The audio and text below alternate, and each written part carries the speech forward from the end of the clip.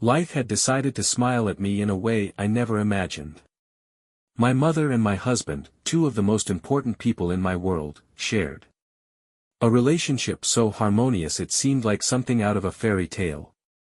And believe me, that made me more than happy. In a universe where mothers-in-law and sons-in-law often seem destined for eternal discord, I was the lucky witness of an exception. My mother and my husband not only tolerated each other, but genuinely enjoyed each other's company. I cannot deny that at some point, I feared that my mother could become the typical, untreatable mother-in-law, or that my husband would not be able to conquer my mother's heart. But against all odds, reality exceeded my expectations. And as if harmony at home was not enough, fate decided to grant me an additional gift. For the first time in my work career, I was named Employee of the Month. A recognition that for many might seem trivial, but for me it was an achievement, a sign that I was doing something right in my professional life. The prize included not only public recognition, but also a bonus that brightened my financial prospects, and the privilege of leaving 2 hours earlier than the daily routine. My coworkers congratulated me profusely, some with sincere joy, and others with the typical dose of envy disguised as forced smiles. But since not everything is rosy, this colorful panorama would soon be dyed black, and you'll know why I'm telling you. In order to give my husband and mother a surprise, I decided to go get them home. To go enjoy dinner with my bonus. I don't even know what gave me, or maybe I sensed something, but there was a discomfort in my heart, and I felt a slight sadness for no reason. I decided to park my car a few houses away from ours, to prevent them from hearing my arrival. I could see some children playing ball in the street. One of them said, "Moment, let the lady pass." "Thank you, pretty boy," I said, while smiling at him. I entered without making a noise, and I was surprised that there was no one there. The silence in the room was so thick that it could not be cut with a knife. I went to look in the kitchen, but there was no sign of life either. Well, I said to myself, then I'll try to rest for a moment while they get home. I headed towards my room, but as my footsteps echoed in the hallway, I heard strange noises coming from my mother's room.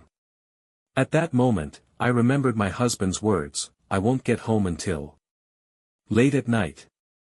A strange feeling of intrigue and bewilderment enveloped me. I had no idea that my mother was involved in such adventures, but as a woman, I knew that she had her needs, and the right to enjoy the delights of love from time to time. My mind began to weave a story of its own, imagining that I had decided to bring someone home in my husband's absence. I backed away slowly, trying not to make noise, afraid of being discovered by my mother. When I got to the room, I decided to take matters into my own hands and call my husband to ask him if he was coming, so I could ask him if he knew anything about it, in addition to leaving for a moment, and meeting him, while my mother and her companion finished their what-ifs. I dialed his number, and suddenly I heard his phone ringing not from the distant line, but right here, inside the house. My skin crawled, and my heart began to beat uncontrollably. "Hello honey, how are you?" he answered on the other end of the line. My mind was a whirlwind of thoughts, unable to process what was happening.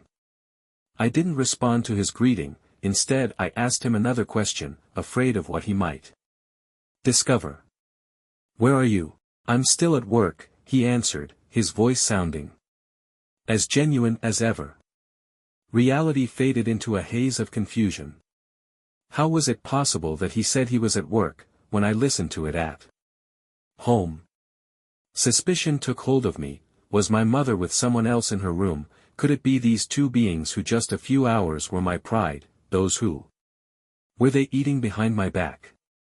The mixture of anger and pain coiled inside me, forming an unbearable knot that propelled my feet at a speed I was not even able to perceive. Without thinking, I found myself in front of the door to my mother's room, and without hesitation I pushed it hard.